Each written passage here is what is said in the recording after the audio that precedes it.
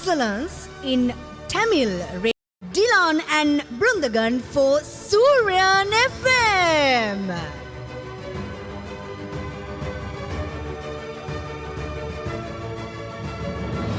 දමිල radio නාලිකා අතර ජනප්‍රියම අපි අහන රේඩියෝ නාලිකාව සුරන් FM මෙවර සම්මානයෙන් පිදුම් ලබනවා.